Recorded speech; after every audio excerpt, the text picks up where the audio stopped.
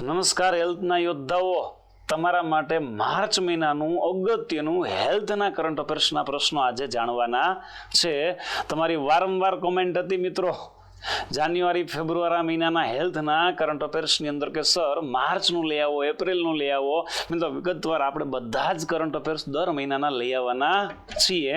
તો એક મિત્રો ખાસ સૂચન એ છે કે તમારી જોડે જે પણ તૈયારી કરે છે એ લોકો પણ આનાથી માહિતગાર બને, એમના માટે આ વિડીયોને એમના સુધી શેર કરજો.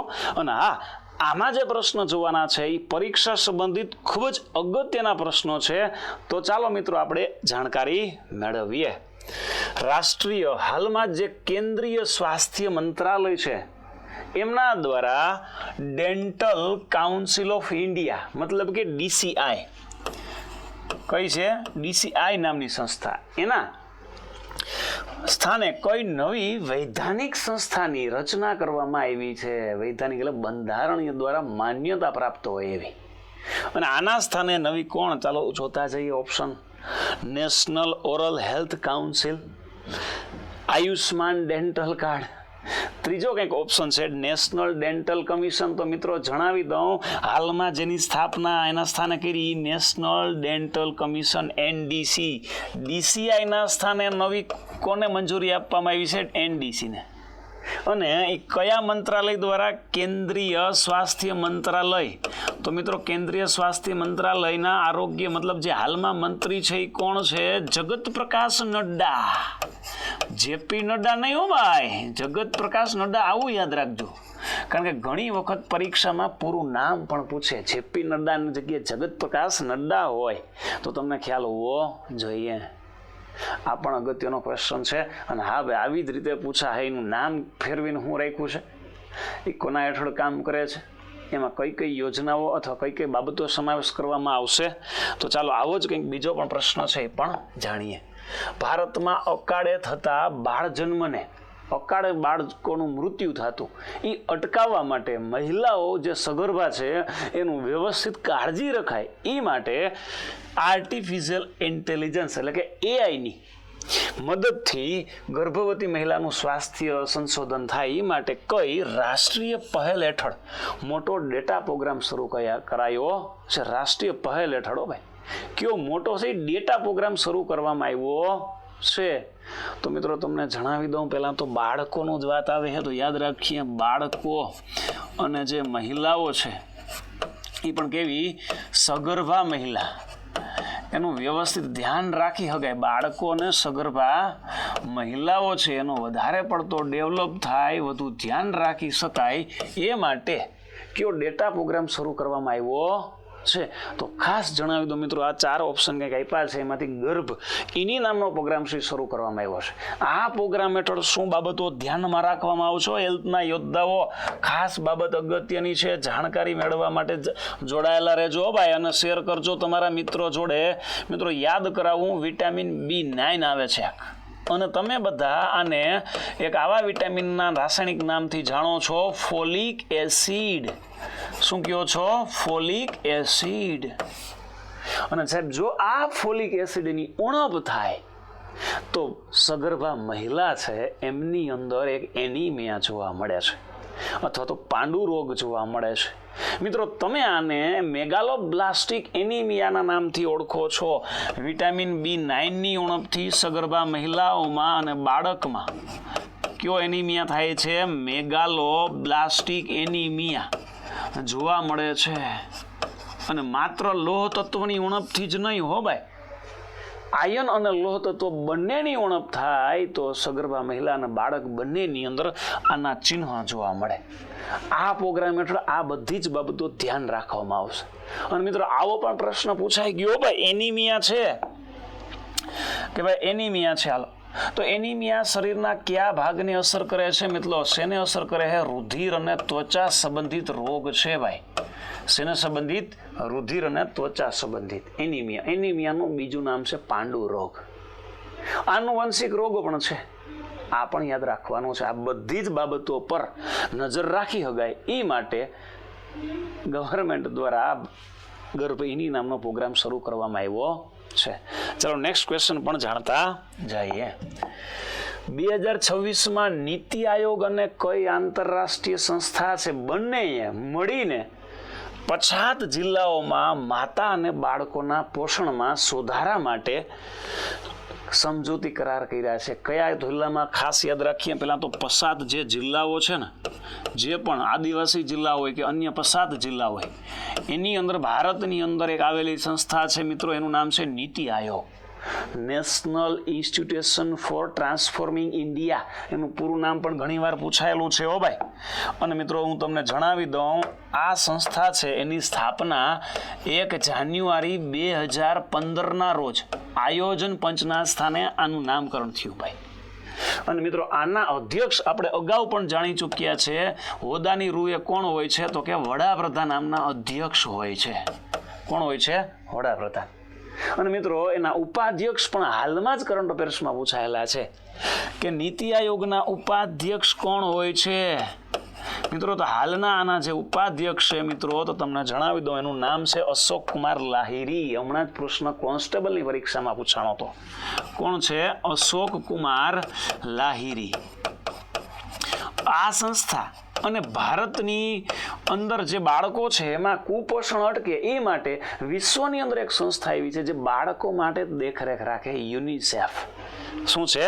યુનિસેફ. આ બંને કરાર કર્યા છે. બીજી સંસ્થા કઈ વાત કરીએ છીએ મિત્રો? યુનિસેફ. મિત્રો આનું પણ પૂરું નામ પૂછે હો ભાઈ ઘણી વાર. બાળકો માટે જ કામ કરે છે, બાળકોના આરોગ્ય માટે, શિક્ષણ માટે, સ્વાસ્થ્ય માટે. United Nations emergency children fund, United Nations, આ ઇન્ટરનેશનલ ચિલ્ડ્રન્સ ઇમરજન્સી ફંડ, અત્યારે માત્ર આના આવા નામથી જ ઓળખવામાં આવે, યુનાઇટેડ નેશન્સ ચિલ્ડ્રન ફંડ્સ ના નામથી ઓળખાય છે યુનિસેફ. 11 ડિસેમ્બર 1946ના રોજ આની સ્થાપના થયેલી ભાઈ યુનિસેફ. આ પણ યાદ રાખવાનું છે. કે રસેલ આમના હાલના જે વડા છે, કે રસેલ હાલના વડા છે ને આ સંસ્થા અને ભારતની અંદર જે નીતિ આયોગ છે, બંનેએ સંયુક્ત રૂપે મળીને ભારતની અંદર બાળકોના પોષણમાં સુધારો આવી શકે ને એ માટે કરાર કર્યો છે. કઈ સંસ્થા મિત્રો છે? યુનિસેફ. અને યુનિસેફ ભારતમાં યુનિસેફ ઇન્ડિયા આવું તરીકે ઓળખાય. અને એમના માટે જેટલું આવશ્યક ભંડોળ હોય એ આમના વતી પૂરું પાડવામાં આવે છે.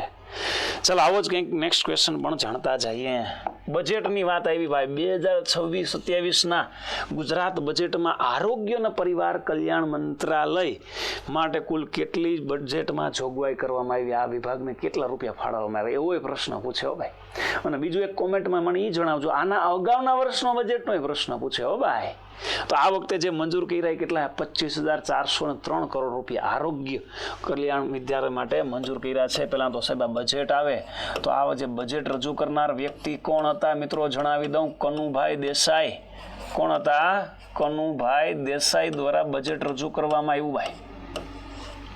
અને આ બજેટ રજૂ કર્યું એમાં આરોગ્ય વિભાગની અંદર ખાસ કરીને મહિલાઓ છે એની અંદર અથવા આરોગ્ય ક્ષેત્રે એમાં 500 કરોડથી વધુ બજેટની આની અંદર જ ફાળવણી કરવામાં આવી. અને એમાં એના માટે કે જે બાળકોનો પ્રજનન દર વધે, બાળકોના પ્રજનન દર વધે તે માટે જે મહિલાઓમાં સગર્ભા થવાનું પ્રમાણ ઘટતું જાય છે એના માટે સરકાર દ્વારા આઈવીએફ સેન્ટરોની પણ મંજૂરી આપવામાં આવી છે. સિવિલની અંદર તો છે જ, રાજકોટ છે, જામનગર છે, ભાવનગર છે, આવા સેન્ટરો ખાતે પણ મંજૂરી આપવામાં આવી છે. તો સાહેબ આઈવીએફ શું છે? In vitro fertilisation. મિત્રો આનું પૂરું નામ પણ પૂછે અથવા આપણે આને ટેસ્ટ ટ્યુબ બેબી આવા નામથી પણ ઓળખીએ છીએ. ફરીથી જણાવી દઉં, in vitro fertilisation, in vitro fertilisation આવા નામથી પણ ઓળખવામાં આવે છે આઈવીએફને. અને આ આઈવીએફ છે એનું બીજું નામ તમને શું કીધું મિત્રો? Test tube baby. કે જેમની અંદર કોઈ કારણે દંપતી છે એ બાળકને જન્મ આપવા માટે સક્ષમ નથી હોતા, એ પછી પુરુષના શુક્રાણુની અંદર કોઈ સમસ્યા હોય કે મહિલાનો અંડપિંડ છે અને શુક્રકોષ છે, બંને ગર્ભાશયની દિવાલમાં કોઈ કારણસર ઉંમરના લીધે કે કોઈ હેલ્થ ઇસ્યુના લીધે અહીંયા એક જગ્યાએ રહી નથી શકતા, યુગ્મન જ નથી બનતું ત્યારે આ ટેસ્ટ ટ્યુબ બેબી મારફતે એક કસનળીની અંદર બંનેના કોષને વિકસિત કરવામાં આવે છે અને પછી એમને મહિલાના ગર્ભાશયની અંદર મૂકી દેવામાં આવે છે. આમના માટેની જે પદ્ધતિ છે મિત્રો એમને IVF કહેવામાં આવે છે. એમના માટે સરકાર દ્વારા અલગથી રૂપિયાની ફાળવણી કરવામાં આવી અને 4 સેન્ટરોની નવી જાહેરાત કરવામાં આવી. ખાસ અગત્યનો ક્વેશ્ચન છે, આવું પણ પૂછે. અને આ IVF પદ્ધતિના જે જનક છે ને ભાઈ, એનું નામ છે ચટ્ટોપાધ્યાય. ભારતમાં જે જનક છે ભાઈ ચટ્ટોપાધ્યાય. મિત્રો એક સમયે આને જાહેરાત કરી ને કે આવું થઈ શકે તો બધા એને ગાંડો ગણવા માંડ્યા. તું ગાંડો હે, આવું થાય જ નહીં. સરકારની અંદર લોકો જે હતા એ એટલા શિક્ષિત ન હોય, પણ એની સાથે જે લોકો કામ કરતા આરોગ્ય ક્ષેત્રે ડોક્ટરી લાઈનમાં બધા એને ગાંડો કહેવા માંડ્યા. ભાઈ આવું કોઈ દી પોસિબલ થાય જ નહીં. એટલે એને માનસિક ટોર્ચર આપવા માંડ્યા, એમના જોડે ઉદ્ધતાઈ ભર્યું વર્તન કરવા માંડ્યા. આ આટલું બધું ત્રાસ પોતાનાથી સહન ન થતા આ જ વ્યક્તિ દ્વારા આત્મહત્યા કરવામાં આવે છે. અને સમય જતાં એક ડૉક્ટર છે મિત્રો, એના દ્વારા જાહેરાત કરવામાં આવી કે નહીં ભાઈ આ વ્યક્તિ સાચા હતા હો ભાઈ. પછી સરકાર દ્વારા એક સંબોધન આપવામાં આવે છે, એને જનક કહેવામાં આવે છે. IVF પદ્ધતિના જનકનું બિરુદ આપવામાં આવે છે અને એનું સન્માન પણ આપવામાં આવે છે. હંમેશા પહેલાં તો તમારે યાદ રાખવાનું, કોઈ પણ સમાજ હશે તમારી જોડે કામ કરતો હોય કે પછી પરિવાર હોય કે મિત્ર મંડળ હોય, હંમેશા પહેલાં તો તમને ધુતકારવામાં જ આવશે. ભાઈ કોઈ પણ નવું સાહસ કરશો ને એટલે ના જ પાડવામાં આવશે, ભાઈ તારાથી ના થાય. માનસિક રૂપે પરીક્ષા લેવામાં આવશે. જો બધી પરીક્ષામાં પાસ થઈ ગયા ને મિત્રો તો તમે સફળ થતા કોઈ રોકી નહીં શકે. ક્યારે મૂંઝાવાનું છે નહીં. તૈયારી કરો છો તો આજુબાજુના કહેશે નહીં થાય નહીં થાય નહીં થાય, પણ તમારે હંમેશા દિલથી એક જ કરવાનું છે, જોઈ લેશું ભાઈ, જોઈ લેશું. એટલે મગજને ટેન્શન આપ્યા વગર લડે જવાનું છે. અને હા ભાઈ તૈયારી કરો છો હેલ્થની તો મિત્રો તમારા માટે ખુશખબર એ છે કે આપણે આ જય કરિયર ઓનલાઈનની અંદર આ હેલ્થને લગતા તમામ જે પણ વિષયો છે એ આમની અંદર આવરી લીધા છે. ને એના માટેનો વિડીયો કોર્સ માત્ર 3 મહિનાનો, એ પણ 499 રૂપિયામાં, અને એ પણ મિત્રો 6 મહિનાનો છે 699માં. આની અંદર હેલ્થને લગતા બધા જ પોર્શન છે અને સાથે સાથે જીકેને લગતા જે પણ વિષયો છે, મેથ્સ છે, રિઝનિંગ છે, ગુજરાતી છે, ઇંગ્લિશ છે, એ પણ સમાવેશ કરી લીધા છે. અને સાથે સાથે મિત્રો આપણે હેલ્થના કરંટ અફેર્સના વિડીયો પણ આની અંદર તમને મળતા રહેવાના છે. અને એ પણ મિત્રો એમાંથી પણ અગત્યના પ્રશ્નો જે પણ પરીક્ષામાં પૂછાય શકે એ માટે તો આ તમારી જોડે જે તૈયારી કરે છે એમના સુધી શેર કરો. અને આપણે આવી જાવ નવા પ્રશ્નમાં. નમોશ્રી યોજનાની શરૂઆત ક્યારે કરવામાં આવી ભાઈ? નમોશ્રી નરેન્દ્રભાઈ મોદી નમો યોજના હેલ્થ માટેની છે ભાઈ. આ યોજનાથી સગર્ભા મહિલાઓ છે અને બાળકોની દેખરેખ થાય માટે શરૂ કરવામાં આવી છે ભાઈ. ખાસ કરીને સગર્ભા મહિલા અને બાળકોને યોગ્ય પોષણ મળે ભાઈ, બાળકોને યોગ્ય પોષણ મળે એ માટે આ યોજનાની શરૂઆત એપ્રિલ 2024માં કરવામાં આવેલી છે. ત્યારનું બજેટ છે ને એની અંદર આ યોજનાની જાહેરાત કરવામાં આવી હતી ભાઈ. આ પણ કરંટ અફેર્સ રૂપે જ છે આમ જોઈએ તો, પણ બજેટને ધ્યાનમાં રાખીને આગળના બજેટમાંથી આપણે પ્રશ્ન કંઈક આની અંદર સમાવેશ કરેલો છે. સાહેબ હાલો નેક્સ્ટ ક્વેશ્ચન પણ જાણતા હોય. આરોગ્ય સંસ્થા દ્વારા અમેરિકા ખંડના કયા દેશને રક્તપિત્ત મુક્ત જાહેર કરવામાં આવ્યો? રક્તપિત્ત એટલે મિત્રો આપણે કોઢ કહીએ, લેપ્રેસી કહીએ ભાઈ. ખૂબ અગત્યનો પ્રશ્ન છે ભાઈ. તૈયારી કરે છે એમની જોડે શેર કરો, ભૂલતા નહીં ખાસ. તો સાહેબ પહેલાં તો WHO એટલે તમને ખબર છે World Health Organization. World Health Organization આ સંસ્થાનું પૂરું નામ છે WHO નું. અને મિત્રો સાથે સાથે બીજું તમને એક એ બાબત પણ જણાવી દઉં કે સાહેબ આની સ્થાપના તમે જાણતા હશો, વિશ્વ આરોગ્ય દિવસ ઉજવાય આ સ્થાપના જે દિવસે કરવામાં આવી ને ત્યારની યાદમાં. કઈ તારીખ છે મિત્રો? 7 એપ્રિલ 1948ના રોજ. 7 એપ્રિલ 1948ના રોજ આની સ્થાપના થઈ. અને આ જે સ્થાપનાનો દિવસ છે મિત્રો તમે બધા જાણતા હશો. આ સ્થાપનાના દિવસને આપણે વિશ્વ આરોગ્ય દિવસ વર્લ્ડ હેલ્થ ડે તરીકે પણ ઉજવીએ છીએ. અને મિત્રો આના આના જે હાલના અધ્યક્ષ છે મિત્રો એનું નામ છે ડૉક્ટર ટેડ્રોસ અધનમ ઘેબ્રેયસીસ. આવું કંઈક આનું નામ છે. WHO છે, વર્લ્ડ હેલ્થ ઓર્ગેનાઇઝેશનના વડા છે. આમાંથી આવું પૂછે. અને આ સંસ્થા દ્વારા અમેરિકા ખંડનો એક દેશ એને રક્તપિત્ત જાહેર કરી દીધો, રક્તપિત્ત મુક્ત જાહેર કરી દીધો. હવેથી આ દેશમાં કોઈ કોઢ જેવી કોઈ બીમારી છે નહીં. કયો દેશ છે? ચીલી નામનો દેશ. ચાંદીના ઉત્પાદનમાં પ્રથમ ક્રમે દેશ હોય તો ચીલી નામનો દેશ છે ભાઈ. તો ચાલો સાહેબ, આ રક્તપિત્ત શું છે? મિત્રો તમને ખાસ જણાવી દઉં, રક્તપિત્ત છે એ બેક્ટેરિયાના માધ્યમથી થાય છે સાહેબ. માઇકોબેક્ટેરિયમ લેપ્રેસી આમના બેક્ટેરિયાનું નામ છે. માઇકોબેક્ટેરિયમ લેપ્રેસી આ બેક્ટેરિયાનું નામ છે. આવો પણ પ્રશ્ન પૂછે રક્તપિત્ત વિશે. અને રક્તપિત્ત વિશે, રક્તપિત્તના જીવાણુ વિશે કોઈ માહિતી આપી હોય તો ડૉક્ટર હેન્સન નામનો વૈજ્ઞાનિક હતો. એમણે આના વિશે મતલબ રક્તપિત્તના જીવાણુ વિશે માહિતી આપી હતી. શેના વિશે? રક્તપિત્તના જીવાણુ વિશે. તો મિત્રો આની યાદમાં આને હેન્સન રોગ પણ કહેવાય છે, કુષ્ઠ રોગ પણ કહેવાય છે, લેપ્રેસી રોગ પણ કહેવાય છે. આ બધા નામ મળેલા છે. અને આ ત્વચા સંબંધિત રોગ છે, ચામડીને પ્રભાવિત કરતો રોગ છે. કયો રોગ છે? રક્તપિત્ત. ફરીથી જણાવી દઉં, આનુવંશિક નથી ભાઈ. પ્રભાવિત કરે છે પણ આનુવંશિક છે તો કે નહીં, એવો રોગ છે. હજી વિશેષ માહિતી જાણતા જઈએ મિત્રો. ભારતની અંદર રક્તપિત્તના દર્દીઓની સેવા કરતા કરતા એક વ્યક્તિને નોબલ એવોર્ડ પણ મળેલો છે. નોબલ એવોર્ડ કોને મળ્યો છે? યાદ કરો, મધર ટેરેસાને. કેના મળ્યો છે? મધર ટેરેસાને. એ પણ કયા ક્ષેત્રે? તો કે શાંતિ ક્ષેત્રે. આટલી બધું સેવાનું કાર્યને ધ્યાનમાં રાખીને નોબલ એવોર્ડ પણ આપવામાં આવ્યો. સાહેબ, આ નોબલ એવોર્ડ શું છે?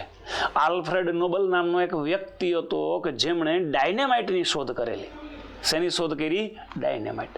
અને એમને એમ થયું કે આટલા બધા રૂપિયા કમાણા છે, તો રૂપિયા કમાણા પછી એને થોડી ગિલ્ટી થાય કે મેં જે સંશોધન કર્યું એનો લોકો મિસયુઝ કરતા હતા, દારૂગોળો રૂપિયો ઉપયોગ કરતા હતા. એને જે રૂપિયા હતા એક એવોર્ડ તરીકે સંબોધિત કર્યા, ચાલુ કર્યું ફંડમાંથી.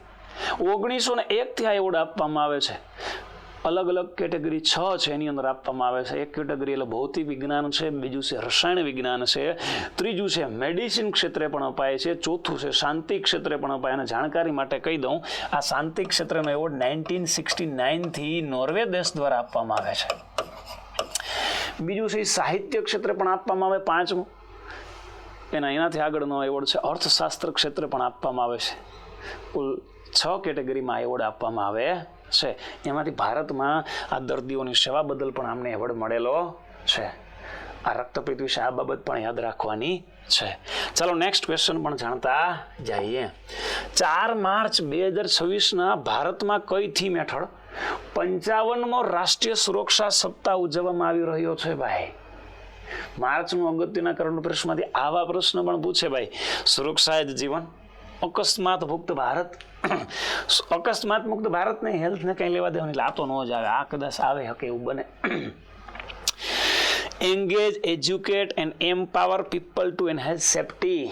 આની થીમ હતી. આ થીમ હેઠળ રાષ્ટ્રીય સુરક્ષા સપ્તાહ ઉજવવામાં આવ્યું હતું.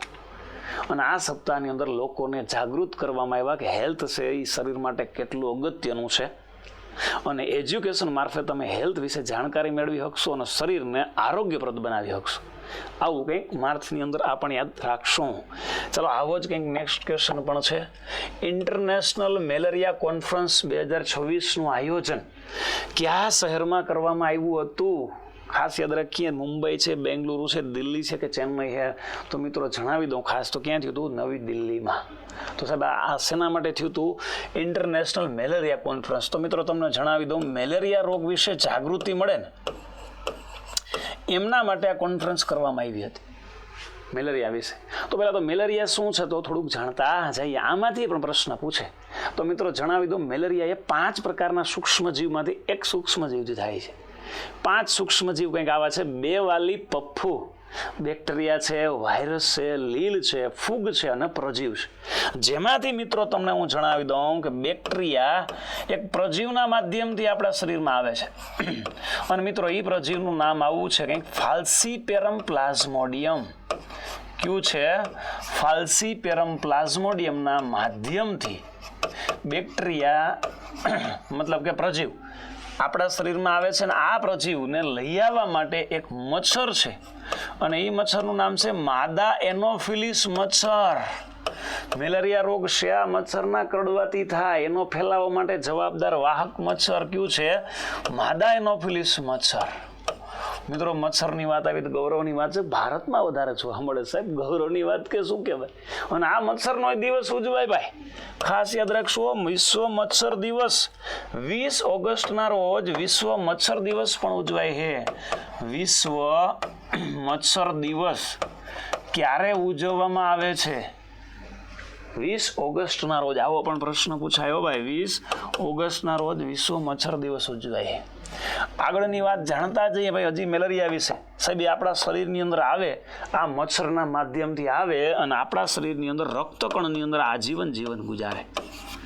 રક્તકણ એટલે કોણ? લાલ કણ, આરબીસી. એની અંદર આજીવન જીવન ગુજારતો પ્રજીવ છે. રક્તકણની સંખ્યામાં ધીરે ધીરે ઘટાડો થાય છે અને મેલેરિયા રોગ થાય છે. મેલેરિયાનું બીજું નામ છે મોર ફૂડ એન્ડ એક્ટિવિટી. અને મેલેરિયાની રસી એક છે મિત્રો, મોસ્કિરિક્સ. કોણ હે? મોસ્કિરિક્સ. અને વિશેષ માહિતી પણ આપું મિત્રો, મેલેરિયા માટે પણ એક દિવસ ઉજવાય છે મિત્રો. યાદ કરાવું છું, એપ્રિલ મહિનાનો છે 25 એપ્રિલ વિશ્વ મેલેરિયા દિવસ. મિત્રો યાદ કરીએ, નજીક જેમ જેમ પરીક્ષા આવતી જાય એના જે દિવસો હોય વધારે પૂછાતા હોય તો એની થીમ પણ પૂછાય. તો મને કોમેન્ટમાં જણાવજો. 25 એપ્રિલે ઉજવાય તો આ વખતે આપણે એપ્રિલ મહિનાના કરંટ અફેર્સમાં પણ પાછું જાણશું કે 2026ની અંદર જે 25 એપ્રિલે એમાં એની થીમ શું હતી, મને કોમેન્ટમાં ખાસ જણાવશો મિત્રો. ચાલો નેક્સ્ટ આપણે આનો સમાવેશ કરી જ લેશું પાછું ભાઈ. કયા વૃક્ષની છાલમાંથી દવા બનાવે? તો કે સિક્કો નામના વૃક્ષની છાલમાંથી. સિક્કો નામના વૃક્ષની છાલમાંથી મેલેરિયાની દવા બનાવવામાં આવે છે. આ બધું જ મેલેરિયા વિશે યાદ રાખવાનું છે. ચાલો મિત્રો આગળનો ક્વેશ્ચન પણ જાણીએ. એ પહેલા મિત્રો તમારી જોડે કોઈ મિત્રો એવા છે જે હેલ્થની તો કરે જ છે, પણ આવનારી કોઈ પણ પરીક્ષાની તૈયારી કરવા માંગે, મતલબ ઓલ ઇન વન પરીક્ષાઓ, ઓલ ઇન વન, એમાં બધા જ સિલેબસના પોઈન્ટ આવી જશે. એ પણ 1 વર્ષ માટે મિત્રો એની ફી શું છે? માત્ર 1999, માત્ર 2000 રૂપિયા. તમામ વિષયો, બધા જ વિષયો એની અંદર પૂરા પાડી દેવામાં આવશે. જે પણ તમારી જોડે તૈયારી કરે છે એમના સુધી અચૂક શેર કરો. ચાલો નેક્સ્ટ ક્વેશ્ચન દિવસને લગતો છે ભાઈ. દર વર્ષે 16 માર્ચના રોજ કયો દિવસ ઉજવવામાં આવે? સાહેબ 16 માર્ચે શું થયું હતું? પલ્સ પોલિયો અભિયાનની શરૂઆત થઈ હતી ભાઈ. પલ્સ પોલિયો અભિયાનની શરૂઆત થઈ અને રસીકરણ આપવાની શરૂઆત કરી ભાઈ. રસીકરણ. અને એ પોલિયોની વાત આવી તો પછી પોલિયો માટે રસીકરણ થાય? હા ભાઈ, પોલિયો છે વાયરસથી થતો રોગ છે ભાઈ, તમને ખબર હોવી જોઈએ. અને મિત્રો આ વાયરસનું નામ છે પોલિયોમેલાઇટિસ. શેનો વાયરસ છે? તો કે પોલિયોનો. દો બૂંદ જિંદગી કે. 24 ઓક્ટોબરના રોજ વિશ્વ પોલિયો દિવસ પણ ઉજવાય છે મિત્રો. આ પણ યાદ રાખશું હો ભાઈ. કયા દિવસે? 24 ઓક્ટોબરના રોજ. અને પોલિયાની અંદર મિત્રો બાળકની અંદર અપંગતા આવી જાય, અપંગતા ન આવે એ માટે આ જાગૃતિ ફેલાવવાના ભાગરૂપે રસી આપવામાં આવે છે.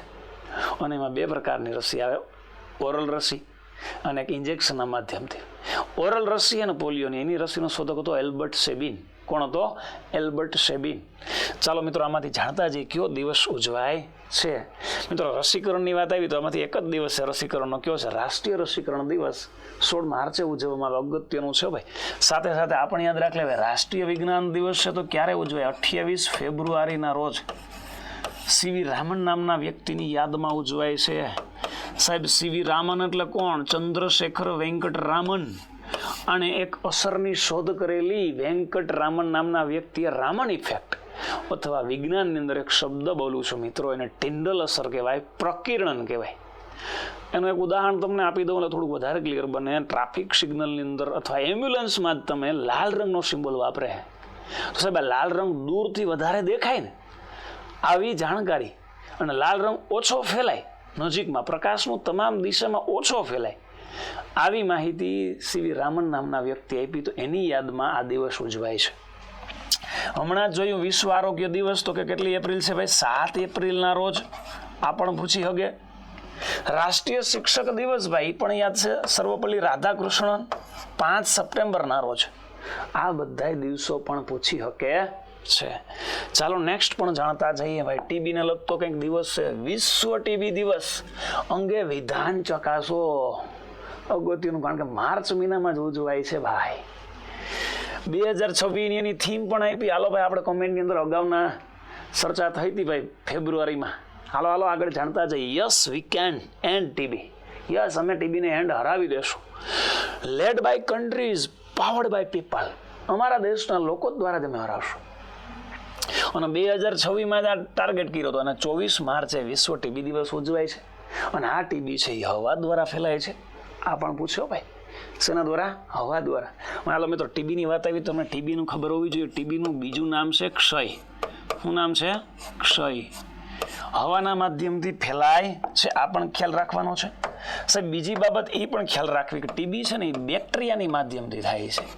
તો સાહેબ, ટીબીના જે બેક્ટેરિયા છે એનું નામ છે માઇકોબેક્ટેરિયમ ટ્યુબરક્યુલોસિસ. શું નામ છે?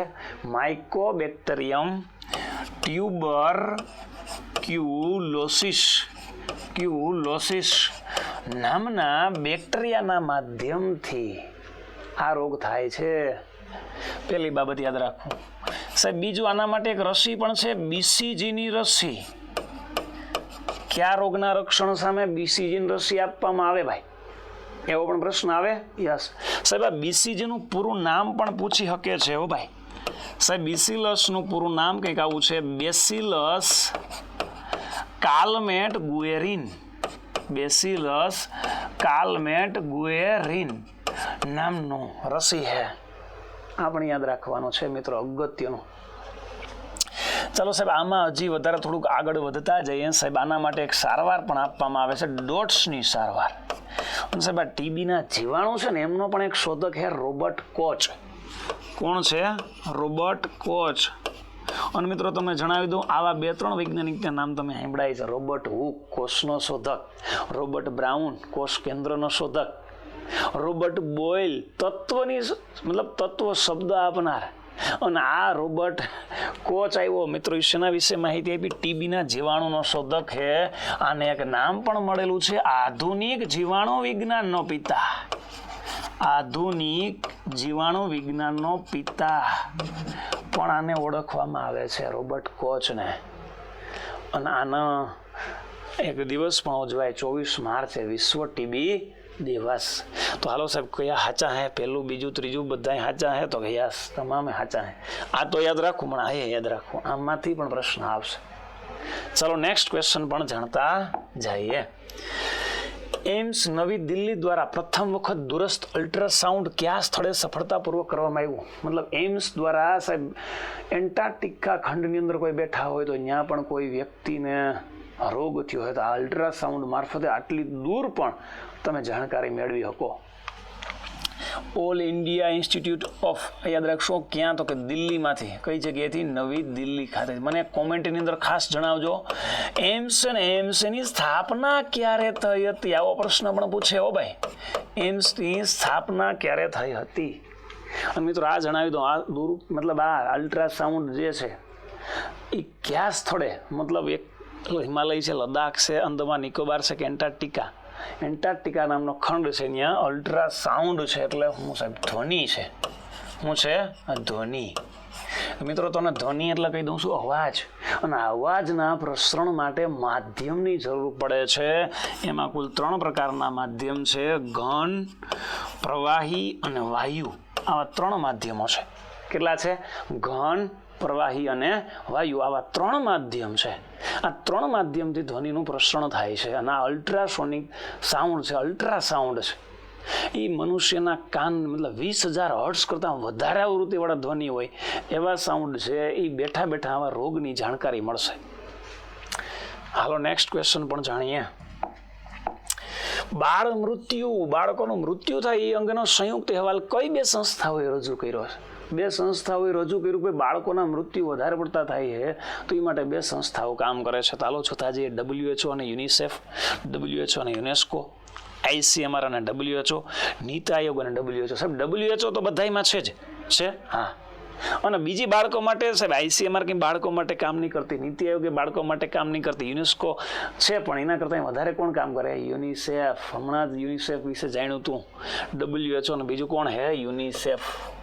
WHO છે અને બીજી છે UNICEF, United nations international children emergency fund. આવું પણ પૂછો, પેલા નામ આવું હતું આનું, યુનાઇટેડ, પછી એન એટલે કોણ હે? નેશન્સ. I એટલે હે ઇન્ટરનેશનલ,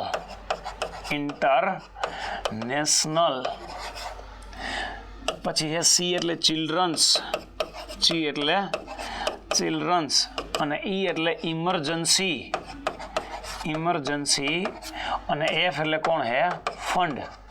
આવી એક સંસ્થા છે, united nations international children's emergency fund. આ સંસ્થા અને WHO બંને મળીને આવો અહેવાલ બહાર પાડ્યો હતો. આની સ્થાપના 11 ડિસેમ્બર 1946ના રોજ કરવામાં આવેલી છે. રસેલ નામના વ્યક્તિ છે, એમના હાલના વડા છે. બાળકોના આરોગ્ય ક્ષેત્રે કામ કરતી, શિક્ષણ ક્ષેત્રે પણ કામ કરતી આ એક સંસ્થા છે. બાળકોનું આરોગ્યનું ધ્યાન રહીને એના માટે વધારે પડતી કાર્યરત છે ભાઈ. ચલો સાહેબ, આવો જ એક બીજો ક્વેશ્ચન પણ જાણતા જઈએ. હીટ વેવ એટલે કે વધારે પડતી ગરમી હોય તે દરમિયાન કયા પીણાની ભલામણ કરવામાં આવે છે? ભાઈ માર્ચ મહિનામાં કંઈક વધારે પડતી ગરમી હોય એને ધ્યાનમાં રાખીને આ પ્રશ્નો સમાવેશ કર્યો છો ભાઈ.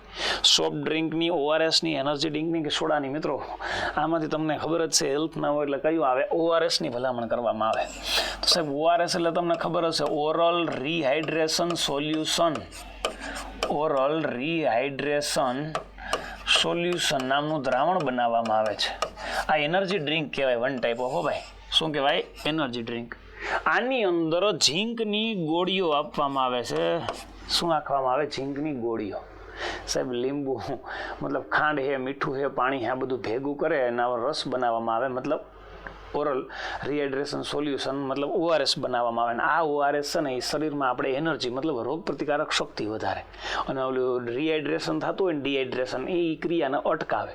કારણ કે ઉનાળામાં કેવું હોય? બાષ્પીભવન વધારે થાય. સાહેબ બાષ્પીભવન વધારે થવાનું કારણ શું? તો કે વધારે પડતી ગરમી. અને બાષ્પીભવન એટલે શું? તો કે પ્રવાહીનું વાયુમાં રૂપાંતર થવાની જે ક્રિયા હોય એને બાષ્પીભવન કહેવાય. તો આપણા શરીરમાંથી જે પાણી ગુમાવવાની ક્રિયા આપણે બાષ્પોત્સર્જન કહીએ, એ મારફતે એનર્જી ઘટી જતી હોય તો એનર્જીનું લેવલ પાછું હતું એમને એવું કરવા ORSનું દ્રાવણ આપવામાં આવે છે. મિત્રો આગળ વધીએ એ પહેલાં ખાસ તમને જણાવી દો, આપણે જે આ પ્રશ્ન જોયા છે એ હેલ્થને લગતા ખૂબ અગત્યના પ્રશ્ન જોયા છે. મિત્રો આ ખાલી માર્ચ મહિનાના જ અગત્યના પ્રશ્નો છે ભાઈ. અને હા ભાઈ, દર મહિને 15-20 જેટલા પણ પ્રશ્નો બનતા હોય એટલે આપણે લઈ લઈએ છીએ. મિત્રો હજી જણાવી દઉં, જાન્યુઆરી, ફેબ્રુઆરી, માર્ચ, એપ્રિલ, મે, જૂન, જુલાઈ, ઓગસ્ટ, જ્યાં સુધી પરીક્ષાઓ આવતી રહેશે ત્યાં સુધી તમારી માંગને ધ્યાનમાં રાખીને આપણે હેલ્થનું પણ કરંટ અફેર ચાલુ કરેલું છે. તો તમારી જોડે જે પણ તૈયારી કરે છે એમના જોડે આ કરંટ અફેર શેર કરો, લાઈક કરો. જય હિન્દ, થેન્ક યુ.